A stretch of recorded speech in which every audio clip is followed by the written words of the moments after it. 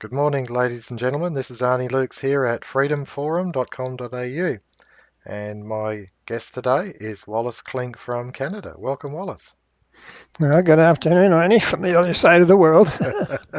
Yes, that's right. This time difference, it's always interesting when I'm talking to people because I get a few links occasionally and encouragement to get up for a meeting at 3:30 in the morning. And I must admit, I'm a little bit hesitant about that. And I think, well, if I'm awake, then maybe I'll turn the computer on. But if I'm not, then no, all you'll Yeah. hear is snoring, I'm afraid. So very good, very good. All right, Wallace, your subject for today is, as always, is social credit, but in particular, it is the history of social credit and the social credit movement. And I'm keenly interested in learning some more about social credit because I know that the archives that we have within the ALOR website, the ALOR library, includes the social creditor and other historical documents, and we've actually carrying hundreds of them. And so to know some of that history that goes with those archives would be wonderful. Wallace. Yes, Arnie, I think, people who were involved in the last century probably knew something about social credit because it had become quite active, especially in the 30s and even into the 40s and 50s, even carrying on into the 60s. From a political party standpoint, Hmm. the government had been established in Alberta in 1934 and it lasted for over 60 years and had fantastically high support in elections. There was almost unanimous, not quite, but almost unanimous support. So they had high hopes for it. And but today, people probably a lot of people just simply are not familiar with it, and they don't understand. Keep going, Wally. Oh, I see. All right. They don't understand. They know where it originated or how it came to be, and it was back in that early period of a very intellectual ferment, I guess you would say, in Britain. It was called the Age of Ideology, when all sorts of things were being discussed, like communism and fascism, and of course the guild socialism and the distributists and all of that sort of thing. And social credit emerged onto that scene. Actually, it was the very well known and respected publisher Alfred Orage, who actually ran a paper called an intellectual paper called the New Age, and he encouraged all of these people from different schools of thought to appear on his platform.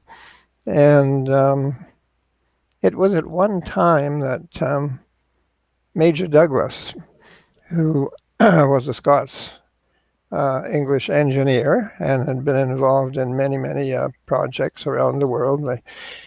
The Buenos Aires railway system in Argentina and the old canal system in Canada, Hmm. and also the one notable thing was his involvement in the London post office tube system.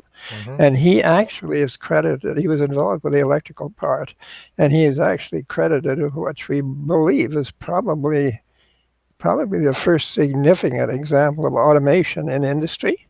Hmm.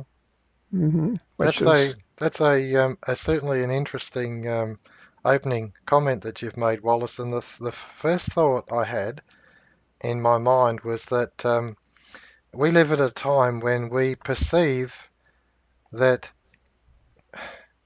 communism is on the back foot and the Iron Curtain has come down, and therefore the free world, is actually expanding into the area that was the former Soviet republics.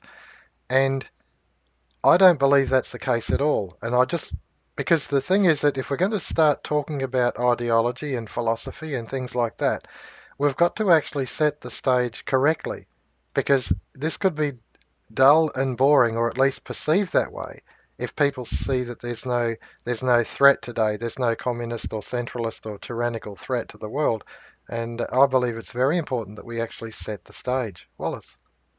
Absolutely, Arnie. Communism does not simply depend upon violent revolution to make its headway in society. In fact, it is more of a psychological war.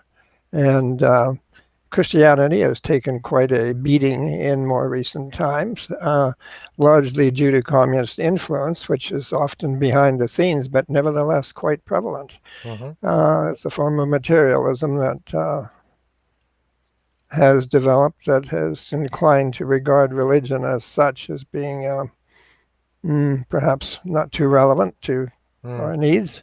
mm, And of course, it's impossible to have a society without a philosophy. You have to have some kind of a philosophy for any organization because if you don't have a philosophy, you can't have a policy. mm, And you can't just live in a non philosophical world because there are all sorts of things that govern your behavior and your behavior is depending on your ethics, your morals, your value system. And so these things are very important. And communism has its own particular approach. And it's particularly deceptive because it uses language in a dialectic fashion which renders different meanings to words than we would be accustomed to regarding them. And this is a way of really confusing people and getting them off on various rabbit trails and unprofitable um, avenues. mm, And it's a very psychological war. So anyone who thinks that communism is dead is really quite uh, deceived. mm. No worries. Thank you for that, Wallace. That was really I guess the point that I was alluding to, that the Iron Curtain came down, but in actual fact, communism is spreading its tentacles across the entire world, and the free world is under significant threat. And I must admit, the other day I read an article, and I believe it came from a desk very close to you, and it was in regard to the writing of a lady called Zuzana, a Czechoslovakian, a Canadian, and it was I can't remember the title of it, but essentially it pricked my ears. It certainly put the hair on the back of my neck standing up when I realised that her presentation of what the communist government tyranny was like in Czechoslovakia was a mirror image of what's actually going on within our own governments and our own bureaucracies. It's a mirror image, so that as I said before, the tentacles of communism are intermingled with our bureaucracies, with our governments right here in the supposed free world. Wallace. Yes, the lady you're talking about wrote that article very recently, Hmm. and she had come from the communist environment, and she obviously understood it very, very well. She had a deep understanding of the psychological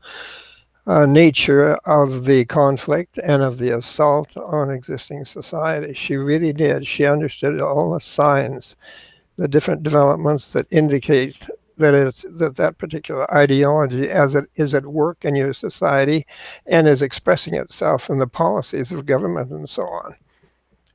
She really did, and I thought it was a very valuable contribution that she made because, well, she was doing her very best to alert people to the nature of what we're facing, Yes. something that a lot of people don't even begin to understand is going on because they simply are not familiar with that turf of warfare. They don't understand it. Most people try to understand things in a rational sort of way, a way that would be normal to their particular system of ethics and so Hmm. on.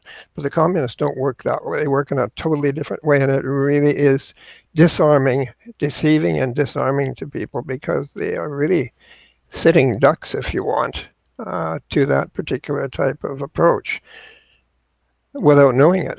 Hmm. No worries. Thank you for that, Wallace. Now, before we go back to the history of social credit Hmm. and the different ideologies or different philosophies that were permeating society at that time in the 1900s and late 1800s, 1900s, right through to the 1950s, if you like. Mhm. Um, Monopoly capitalism, Wallace. Monopoly capitalism. Is there much difference between monopoly capitalism and, if you like, the tyranny of any type of national socialism, Fabian socialism, Marxist socialism, or communism? Is there much difference between monopoly capitalism and these other isms?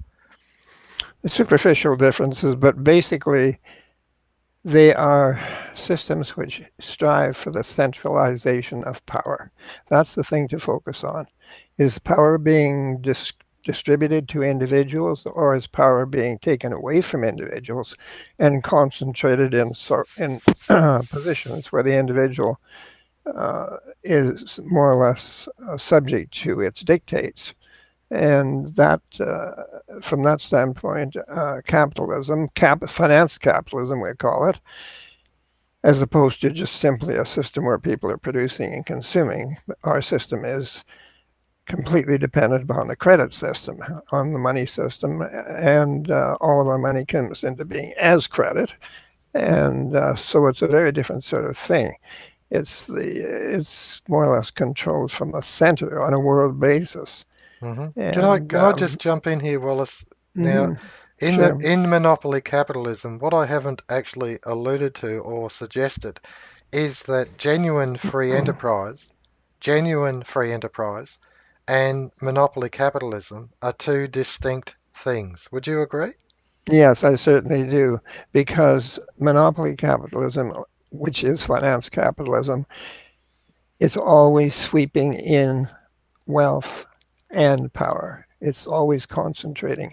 If you've been watching more recent statistics, you can see how this has been happening, how the wealth and influence of the elites has become greater and greater relative to the general population, the middle class, and so on.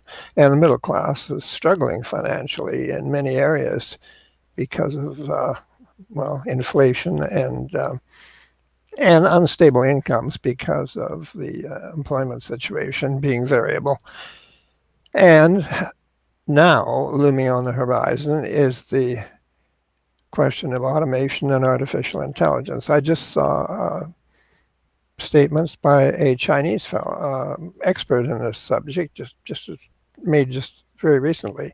And he said that within about 15 years or so, it's possible that 40% of jobs will be actually made redundant by technology.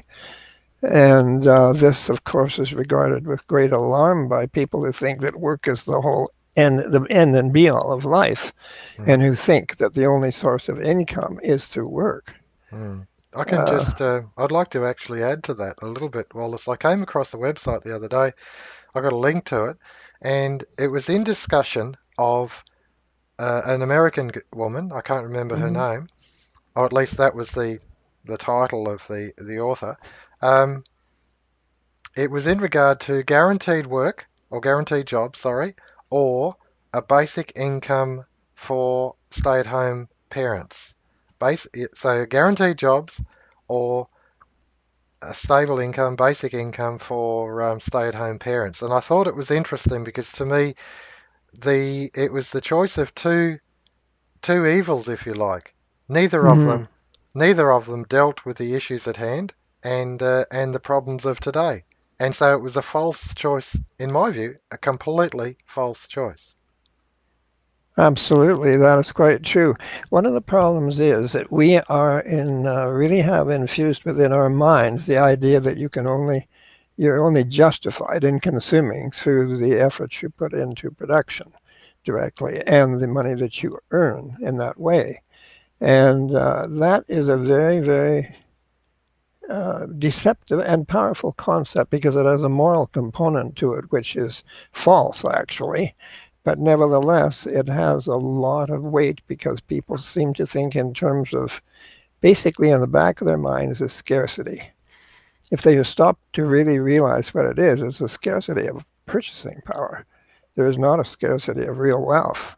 Mm, Wealth exists in great quantities, and people have inventories that they're trying to get rid of, I think you mentioned once before that there are, no, I think it was another program that I was on. There are literally acres of unsold cars in Britain and various places. Hmm. The businessman, basically, just to put it shortly, he is looking for markets. He's not primarily concerned about producing the goods. He's trying to figure out how to get rid of the goods, how to sell them. Hmm. And and when automation is involved, obviously, it is not labor that's producing wealth when automation comes into the picture. It is then machines which are doing it. And it doesn't make sense to base income strictly on labor when labor is being rapidly eliminated, Mm. and yet the goods are still pouring from the system. Mm. Yeah, I mean, I see that as that was essentially the inherent flaw within that particular article by that writer, offering guaranteed jobs or a basic income for the stay-at-home person. And so to me, it was a false choice because there was no real choice at all.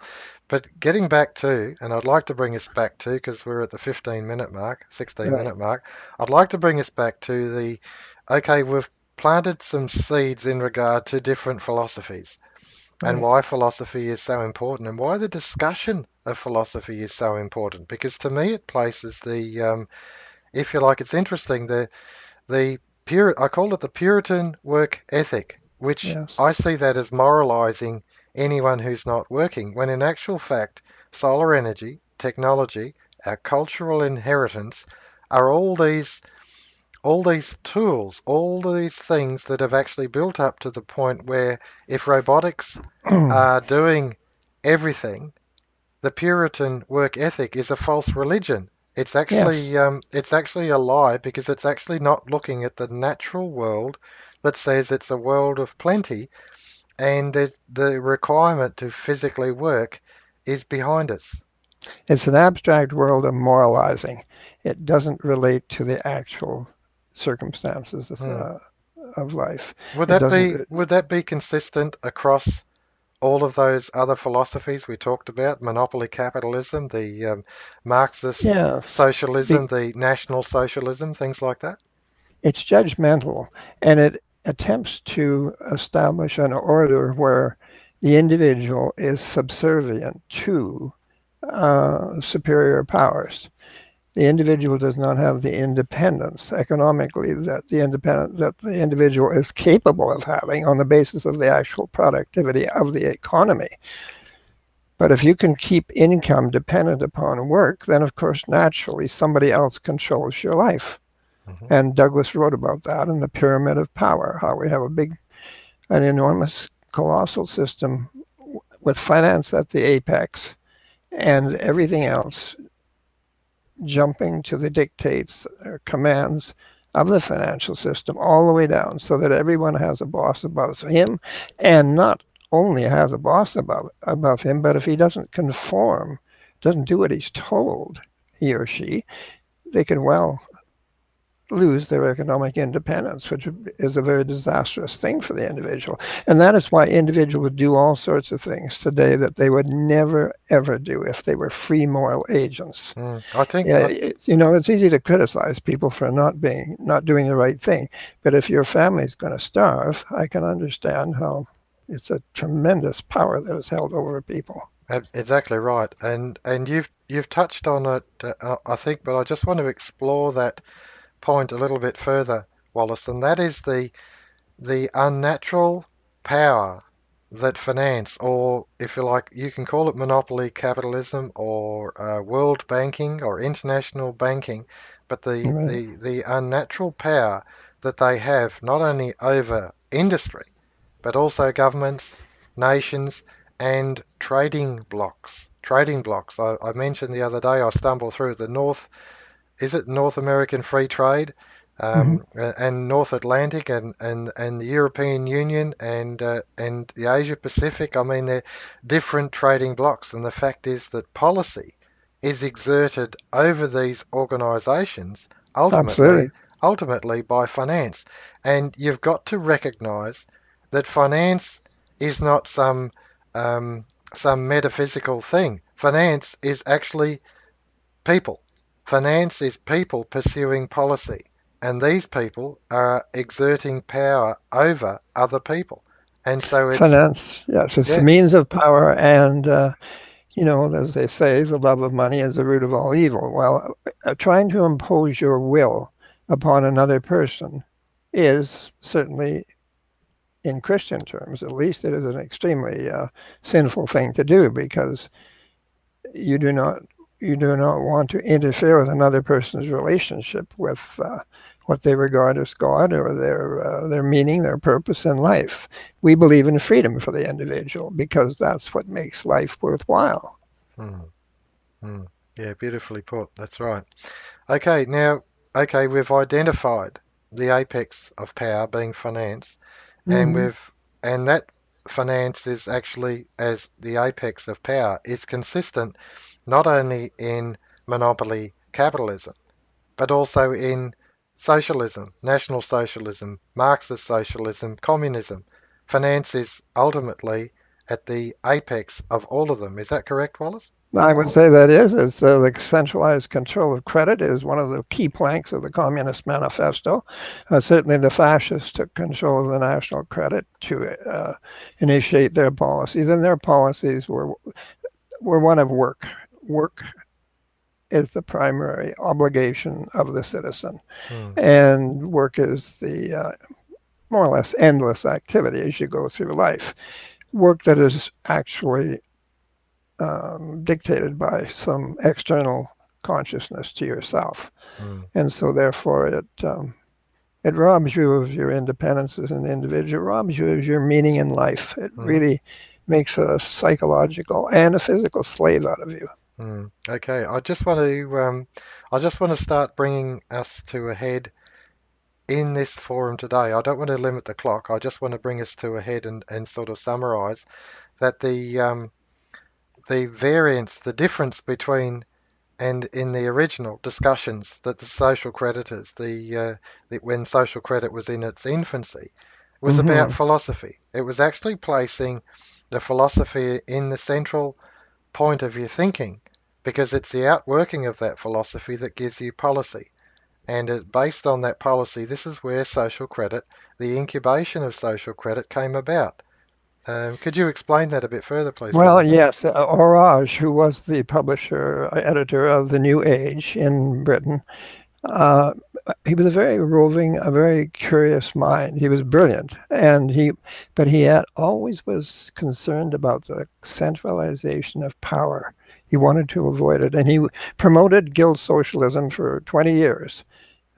And then he went to America for a while in order to try and promote social credit there because Douglas had come to him a friend of Douglas's had brought him to see Orage, and Orage had been struggling with these ideological issues, and he read Douglas and he said, he has it. Hmm. You know what? Social credit resolves the um, the class conflict because the class conflict is based upon the ideas that some people have a preferred position in society and that they are exploiting the weaker members of society.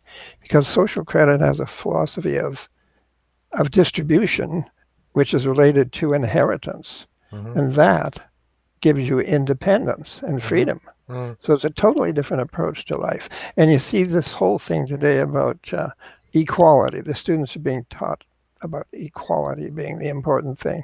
And of course, this comes to equality of the sexes and so on, and all of this business of the discussion of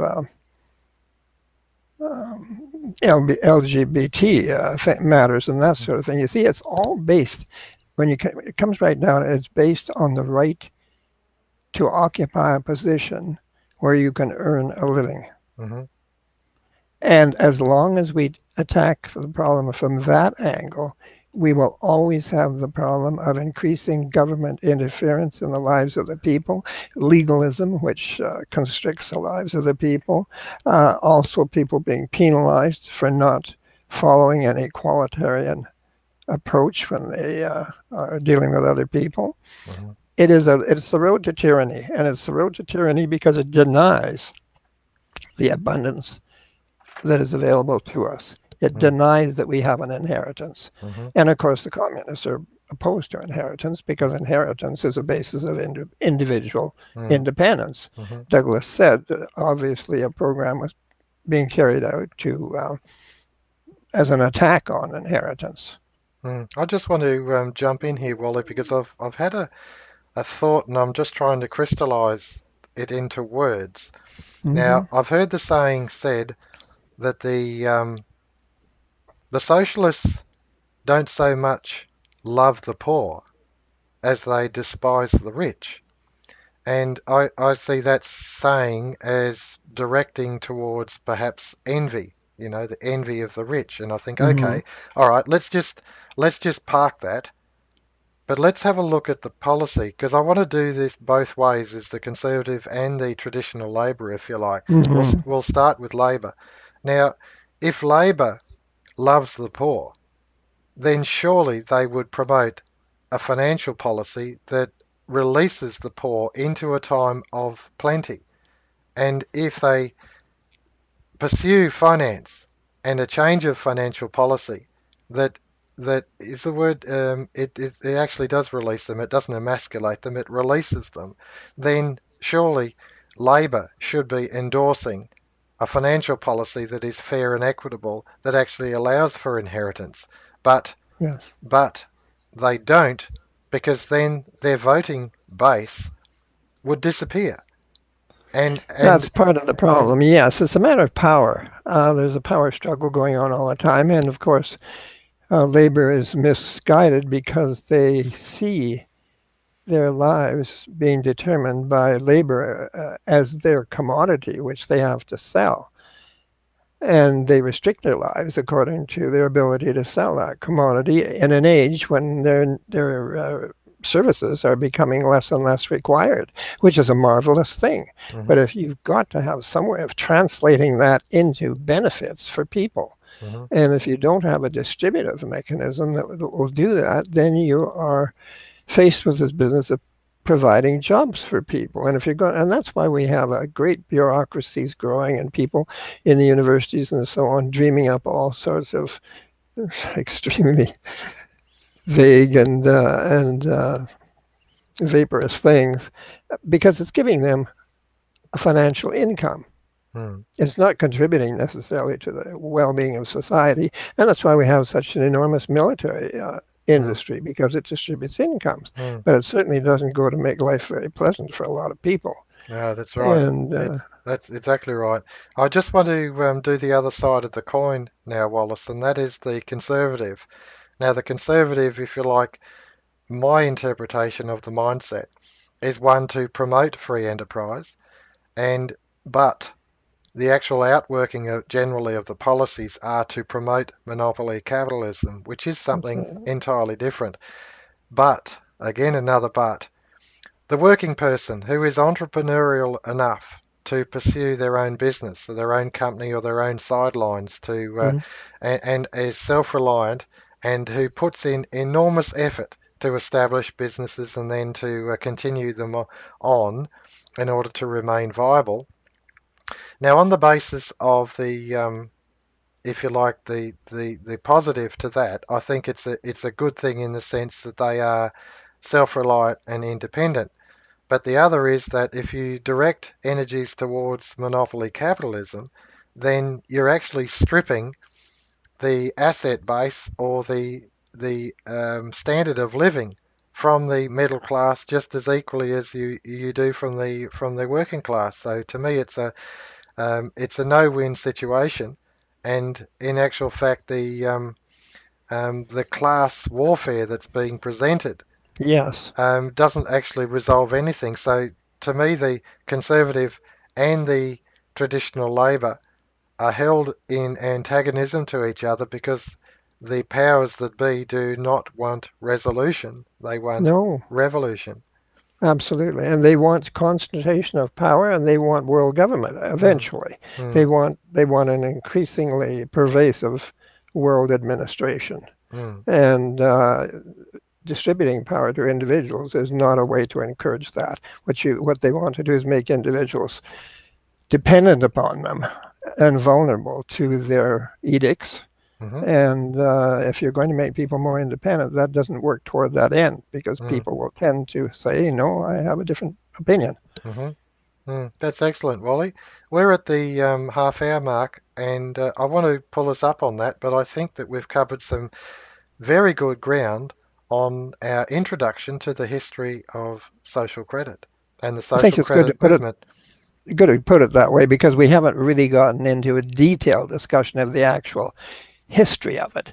But Hmm we have, I think, introduced the subject in a way that might be helpful to people. Mm, and to me, what it does is it shows why philosophy is so important, because the your philosophy will actually guide the outworking of your policy. And so, if you have a moralistic view from one person to another, you need to Mm-hmm. actually you need to have rules in place to control someone else, That is and right. and that is Puritanism, and it doesn't matter what banner it falls under, whether it's monopoly capitalism or it's Marxist socialism or it's national socialism. They're all Puritan. Work will set you free. Work will set you free. I understand there were actual signs up on the some of the concentration camps, and to Yes, me it's a false sense of reality, and it's a right. false religion of Puritanism. Certainly is in an age when we can provide more than enough for everybody very, very easily. That's it doesn't make rational sense and it's morally it's very repulsive That's and right. objectionable. Guns before butter. Guns Mm-hmm. before butter, which of course is it really is just where the philosophy says something like that, you think, by jingos, they've got it wrong. Wally Clink, I've really enjoyed this introduction to the history of social credit and the social credit movement, and I'd like us to pick it up again in the near future. We're going to Certainly. post this up on the website freedomforum.com.au. We'll post it up there and also on our YouTube channel. So thank you very much for today, Wallace. This has been a real pleasure. Pleasure here too, Arnie. No worries. All right. Well, thanks very much, ladies and gentlemen, and we'll pick you up again on this issue and the history of social credit again next week with Wallace Klinck. Good afternoon.